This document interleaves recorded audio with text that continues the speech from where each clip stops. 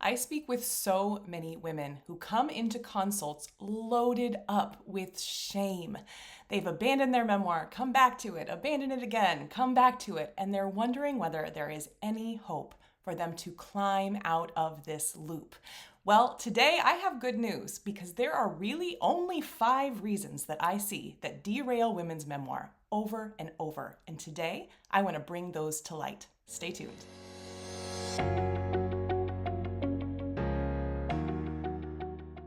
You've been writing your memoir, maybe even for years. You know your material, you know what it means. What's missing isn't the story, it's the structure. And that's why we started the Memoir Method Book Club. Every single month, Emily Thrash, a professional writer and editor, teaches you how to read like a writer by breaking down a published memoir and showing you what it's doing under the surface.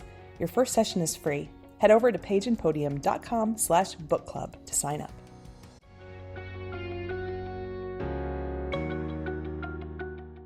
I have been wanting to record this episode for a while because one thing that I have noticed over my years of working with women on their memoirs is that so many of us get stuck in this cycle. We abandon our memoir and then we come back to it. We make a really valiant effort, but eventually it falls by the wayside again. And when we come back, we almost always feel like we either need to start over or something very, very close to it. Now, obviously, this is the type of cycle that will keep your memoir from being written forever. But unfortunately, what I find is that the real problems at the heart of this issue are often kind of hidden from us. And that's why today I want to talk about the 5 causes, the 5 reasons that I see really promising women and their memoirs fall by the wayside on these projects that they care just as deeply about as I know you care about yours. So first, let's kind of dig into what the problem is here. Now, one thing that I really want to start this video out with is just a little disclaimer. Now, you all probably know me if you have been watching this channel, listening to this podcast, or reading Emily's take on our blog. But one thing that we will never say is that everyone should write a book. I don't believe that, and I would never push that onto someone that isn't interested in that type of creative expression. Now, of course, I believe that we all need some way to share our story, to feel seen and heard, and to help those around us feel seen and heard as well. But that doesn't have to be a book. And that brings me to the point that I want to start this video out with. Now, recently, a friend of mine was lucky enough to see Glennon Doyle speaking about one of her recent books. And what she was telling me was that someone in the audience had, raised their hand, stood up for a question, and they were talking about whether or not they should pursue writing their memoir. The thing that Glennon said stuck with my friend so much, and I think it is so powerful, so I want to share it with you too. What she said was, not everyone wants to write a book. So if you want to write a book, if you are driven by this big, audacious goal, there's probably something to that. If you are driven to tell your story, you should probably listen to that drive. And you know what? I completely agree. And I wanted to start this video by talking about the problem here before we get into the reasons for it. Because one thing that I do see a lot is that when we get in this cycle of working on our memoir, then abandoning it, then picking it back up, then abandoning it again, is that sometimes there is this mean little voice in our head that says, maybe the reason you're not finishing is you're not supposed to be doing this. And I want to just tell that voice to behave itself because it's not true at all. And I promise you, if you can follow through on some of these reasons, preventing some of these causes from getting to you, I promise you, you can finish this book and it's probably going to be more impactful and powerful to you than you even know. Okay, so with that, let's get into the causes that I see, the reasons that I see women abandoning their memoir. The first cause, and by far the most common, is that women start into their memoir without a real plan. Now, as y'all know, planning is my middle name, effectively. I love to help y'all find a way forward through the weeds. This is what our Memoir Method checklist is, by the way. You can download that at pageandpodium.com/checklist. And we also have a writing plan calculator you can get for free. That is at pageandpodium.com/calculator.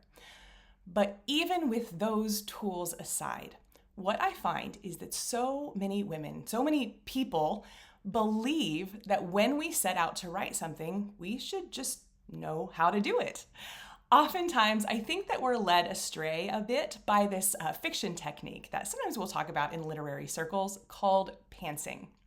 Now, if you're not familiar with this term, it just effectively means flying by the seat of your pants.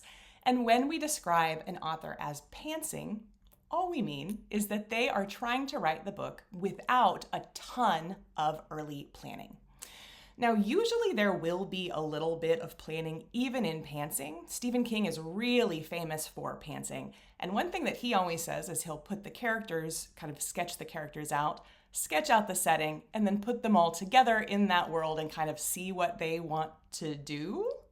So there is some planning in pantsing. And the reason I want to point that out is that I think that example illustrates very, very clearly why pantsing does not work for memoir.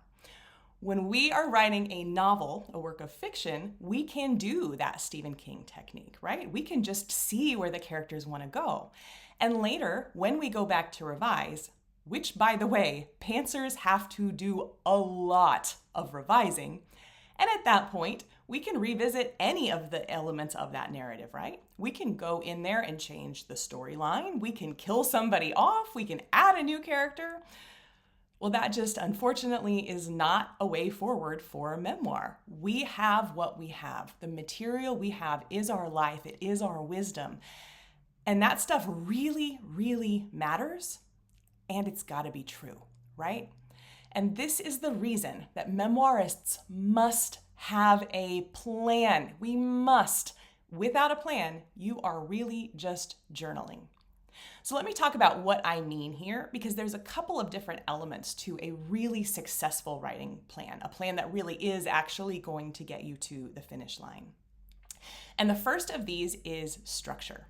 Now, I'm going to talk more about structure really throughout this video, and I talk constantly about structure on this channel, so check out any of those videos. But structure is one of the keys to really having a sense of your pathway forward. When I'm talking about structure, yes, I mean an outline, but what I really mean is a really clear plan for how your narrative is going to grow through an arc, how we are going to see the conflicts of your life lead to change in you and in what you understand of the world. And this is deceptively difficult because unfortunately, when we are trying to hold a whole book in our head, we are usually only able to really just skim the top of that narrative. But when we're talking about a structure that will really serve our story and our book, it has to be much, much more complicated than we can ever fit into our head. And this is why in the Memoir Method program, as well as in all of my teaching, what I recommend is that we start really high level. We start at the 10,000 foot view, and then we get more and more and more and more specific until we're so specific that we're writing words. Easier said than done, right? But one thing that I have seen make the biggest difference in our Memoir Method group members is that when they have access to our step-by-step process of getting that structure in place, well, the rest just flies off the page. Once they know where they're headed, once they have moved from the 10,000 foot view into a little closer and a little closer and a little closer and a little closer, well, now a magical thing happens. Because while we couldn't hold that whole book in our head, we couldn't hold that whole narrative arc in our head, we can hold it on a sheet of paper.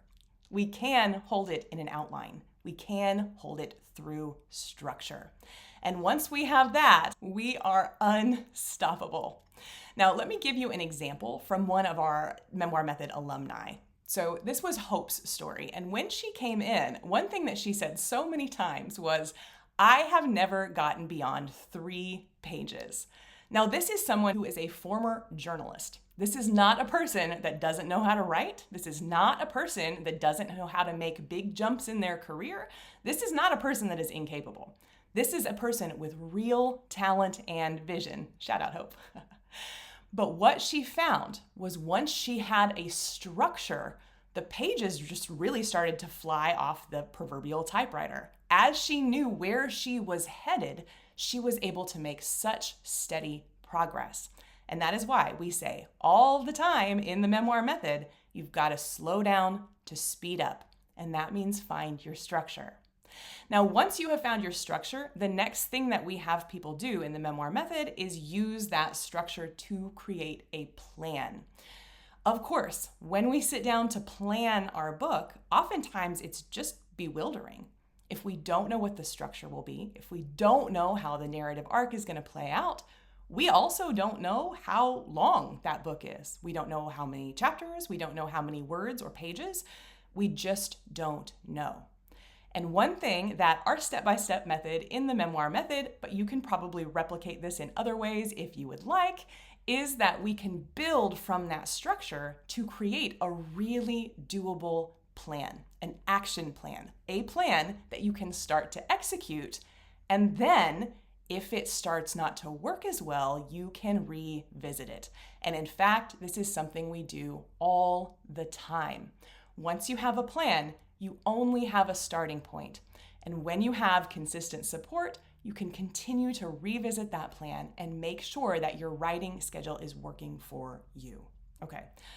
So the first reason that women will fall off of these memoir projects is that they have no plan and no structure. Okay, so the second reason is actually totally the opposite, where at first we were talking about not having a plan. The other side of the coin is that I find many women will be much too rigid about what they're supposed to do. Now, paradoxically, this actually can go along with not having a plan, because typically what this looks like is an over-adherence to rules. So you probably see where I'm going here. You are on YouTube, you are on this podcast, you are reading this blog. However you are getting this content, you are no doubt drawing in more and more content about how to write your memoir. Now that's really helpful. I think we all need expert guidance and assistance and support and knowledge. But the problem comes when those of us on the internet that are telling you how to write your memoir become the do or die guideline for what the memoir must be. Now, this is, of course, a form of perfectionism. Anytime we're talking about black and white thinking, it's right or it's wrong, it's good or it's bad, it's marketable or it's not. Anytime we get into those dyads, almost always the underlying cause is going to be some form of perfectionism. But be that as it may, how I normally see this show up is either with very rigid rules about what the industry wants. So this will often be things like you must use the hero's journey, or you must have 10,000 followers on Instagram, ideally 1 million, or other types of kind of industry rules that often, by the way, are not even coming from industry professionals. I see this all the time from folks who are not even in the industry. So grain of salt, all of our opinions really are our opinions based on our experience. And the reason I bring that up is not to discredit myself, but rather to say, yes, there are things that tend to work well in the industry, and there are things that will tend to work well for your particular story. Sometimes those overlap, and when they do, go for it. And sometimes they don't. And you know what? That can actually be the thing that makes your memoir succeed in the industry. So when we are thinking about these rules, the thing I really want you to encourage yourself to do is really be a little bit more flexible about what you want and what your book needs. And I want to bring in one of my favorite best-selling memoirs. This memoir was huge when it came out, and that memoir is called Heartland by Sarah Smarsh. Now, quick plug, we are starting a new program called the Memoir Method Book Club, and if you are interested in joining us every single month to hear us talk through the mechanics of a best-selling excellent memoir, you can hop on board that train at pageandpodium.com/book club. We would love to have you join us. I promise it will be so educational and so valuable for your memoir writing process. Plus, book clubs are so fun, right? The thing that I want to bring up about Heartland is that it actually breaks a pretty major industry rule, and yet it was so successful in the actual industry. Now, that rule is something that I myself actually have talked about on this channel, and it is a good rule as long as we're flexible with ourselves. And that is that most memoirs should not start with yourself as a child. I know this is counterintuitive. Oftentimes people are like, well, how can I tell the story outside of the chronology? I get it, it's really difficult. This is something we talk about a lot in our group program, and I've talked about it in other content as well. But the point I want to make here is even though most of us experts and gurus and people on the internet will tell you not to start so early in your life, Heartland actually starts before Sarah was even born. Heartland is about the culture of the Midwest, this particular culture that Sarah grew up in, that I grew up in as well. Actually, it's part of why I love it. And when she is telling that story, it just simply makes sense in that book to set the stage from the beginning. So that's what she did. And you know what? It's so effective.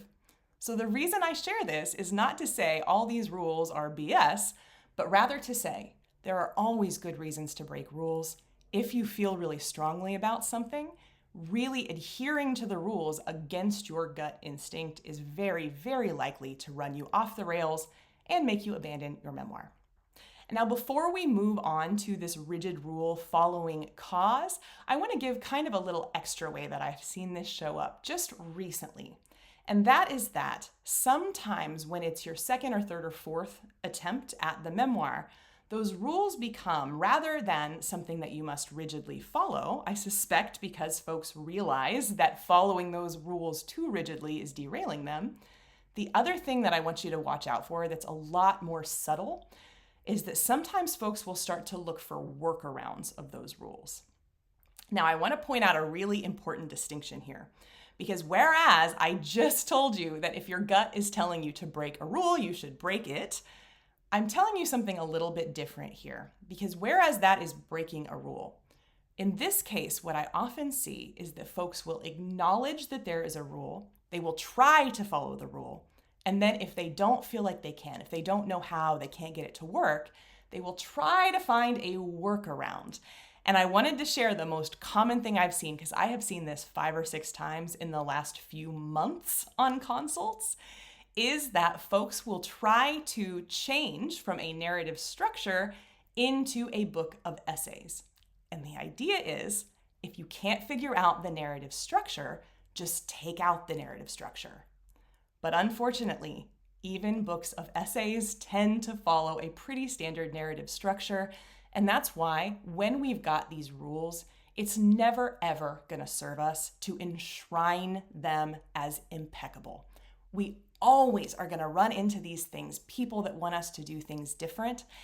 And sometimes what you really need is to listen to your gut and then run it by a professional. Now, that brings me to the third reason that so many women's memoirs fall off the rails, get abandoned. And that is that I see so many high-achieving, smart women who do not want to invest in themselves. Now, I mean this in a couple of different ways, the first being time and the second being money. Now, we just were talking about this idea of getting professional advice, so let's jump to the money one first. I totally get that when you are working on a kind of creative passion project, when there is no real plan even or guarantee for how this book is going to make any money, it's really, really difficult to invest that money. And what I find is that so often, because something like book coaching or something like a group coaching program or something like an editor that can meet with you weekly and help you, all those things seem really great for other people. But what I find is that so many women who are prone to abandoning their projects really cannot see that they need this themselves. Now, there's a trick here because this isn't exactly about undervaluing ourselves. I think it is, and in the end, of course, that is the result. But I think there's more to it than that.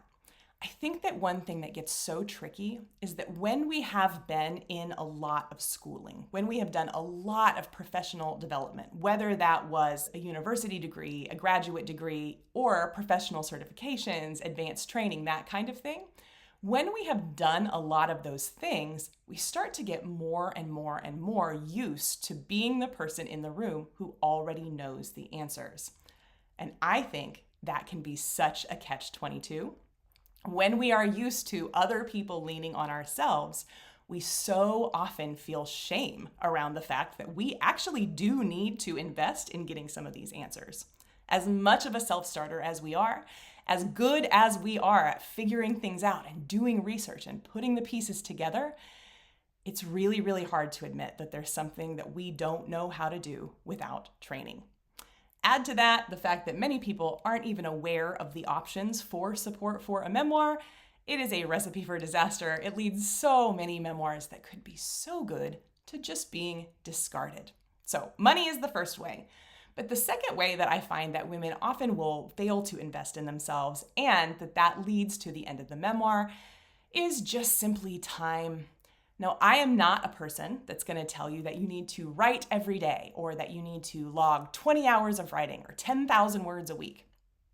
I think this is so variable depending on your personality, your skills, your strengths, your weaknesses, and most importantly, your environment. Now, when I say environment, I'm packing all of these life things in here. Of course, when you are a very ambitious, smart, highly accomplished woman, you no doubt have so much on your plate already. And I was just chatting with a client about this the other day. Now, she is one of the dean's assistants in one of the largest graduate schools in the kind of Pacific Northwest. And we are working on this book that, no joke, she started working on in 2015. It is 2025. That's a full 10 years. And when I tell you, I think you will relate to what happened to her. Unfortunately, when she first started the book, she got distracted. At that point, she was rising up the ranks in the academy. She was getting married. She was moving across the country. Lots of other things took precedent. Well, this book happens to be about biowarfare and bioterrorism. So one thing that happened was that when we hit 2020 and the pandemic came, she got a rush of urgency to start this book again. Is this familiar? So she picked that manuscript up, the pieces of it that she could find at least, and really tried to pick up where she'd left off. Now, she got some work done on this, and since it's not a memoir, it's just a standard nonfiction book, I think that actually served her all right. But unfortunately, over the next 5 years, she continued to pick it up and put it down and pick it up and put it down, not only because of career things, but also because by putting that manuscript away, pulling it back out, putting it away, she had built up a narrative in her head that she was not a good enough writer to finish this book. So when we get into these weeds in ourselves of not feeling like we are valuable enough to put the time into what we're doing, very, very often the result is that it is a self-feeding cycle. And wouldn't you know, the thing that got her unstuck was working with a book coach. And she tells me every single week that she is so grateful to have gotten unstuck. She cried actually 2 weeks ago when we realized that she had finished a full draft. When we realized it, because it was going so well, it was so fun, she didn't even track that she had finished. Oh, that's powerful. So the third reason that I see so often is just that we women don't want to invest in ourselves. Sometimes that's money, sometimes that's time, and very often it is a combination of the two. Okay, so the fourth reason that I see so often in high achieving women especially is that we will tend to externalize the pressure to write. Now, I don't mean here that you're externaling the pressure on yourself to get words on the page. Rather, what I mean is that we will externalize the way we want other people to come to our work. And oftentimes, when this is not part of writing, we just call this people pleasing. And it is a major reason that women fall off of their memoir projects. So what does this look like? Well, let me give you a couple of different ways that I see this show up pretty regularly.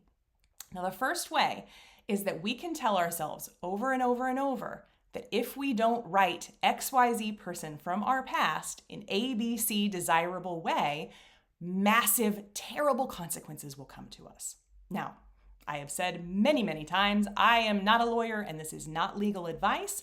There certainly are cases in which you need to be cautious about how you are writing about people and make sure that you do have some kind of legal guidance, whether that's your own lawyer that you have attained or an attorney that you get through your press. Either way, sometimes we do need to be thinking about the external pressures of how we write. But the time to think about that is not while you're drafting. The time to think about that is when you are revising. Now, we have a video, blog post, podcast episode from a couple of months back that's called Write for Yourself, Edit for Your Audience, because this is how it must work. And the thing that takes so many people off their project is that as they're writing, they're thinking way, way too much about how the people in the book will react. Unfortunately, when you are trying to write from everyone else's perspective except for yours, those words are going to come so hard. So, what I want you to do instead is catch yourself when you start to externalize. Of course, you are writing this book to help your readers. You are writing this book to express and connect with others.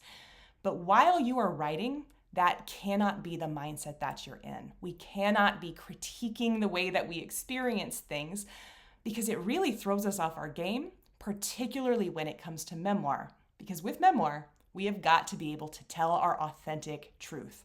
Otherwise, it's just not going to work. Okay. The fifth reason I see so many women fall off of their memoir projects is just simply that their skill set doesn't match their standards. Now, this one is so close to my heart because it is true for me in literally almost everything I do. So I totally understand.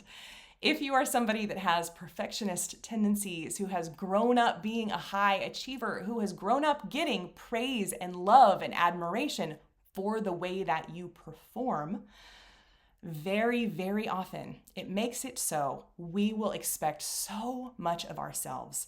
And if we don't immediately achieve the thing we expect, we let the project go by the wayside. This is something that I know you don't want for yourself. I don't want it for myself, and I don't want it for you. But unfortunately, when you are starting a new type of project, most people are going to need support. It just is the way of it, right?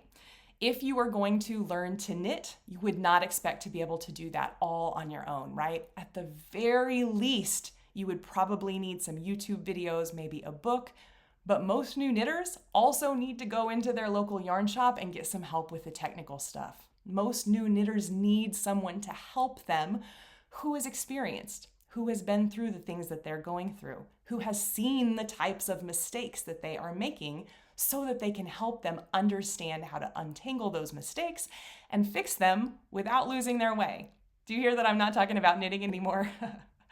When you are starting a difficult new skill, there is no shame in needing support. In fact, almost everybody does. So as you move forward, I really want you to ask yourself, do I need support? Would this memoir move more quickly if I had someone to keep me accountable, if I had somebody to help answer questions, if I had other women around me who were doing the same work as I am, if I had people around me who were both more advanced and less advanced than I am? Wouldn't that help me move forward? In almost every case, the answer is yes. So I want to close by inviting you to consider joining us in the Memoir Method. I've talked about this program a bit, but I haven't done a really deep dive into what we do in a while. So let me give you a quick overview. When we're talking about the Memoir Method group program, we are talking about a 9-month community skill set teaching and coaching container. You will come into this group with very few women. We hand-pick women for this group to make sure that the vibe is so good. You will come in, you will have step-by-step instructions to cut through all of that noise on the internet and see exactly how to outline, structure your memoir, and use that to create a plan. You will have people to catch you when you start externalizing, when you start thinking about and focusing on the wrong things. You will have industry professionals who know which rules you can break and which you should never break. And you simply have support.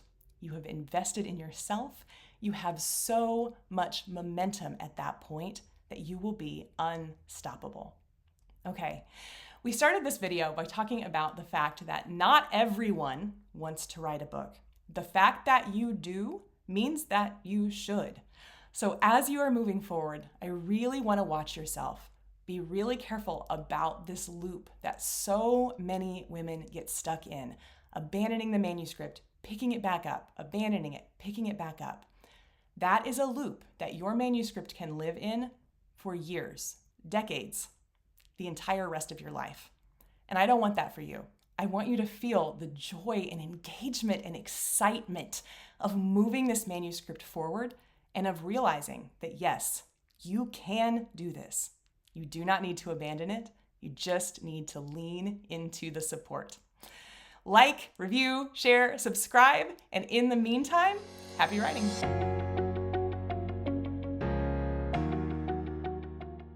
You know that feeling when a book just hits you?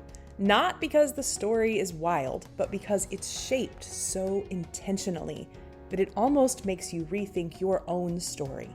You finish that last page and think, how did they do that? The structure, the honesty, the clarity. There's something under the surface that you just can't put your finger on. And the reason is, unless someone shows you how memoirs actually work, it's hard to translate that inspiration into your own writing. And that's exactly why we created the Memoir Method Monthly Book Club.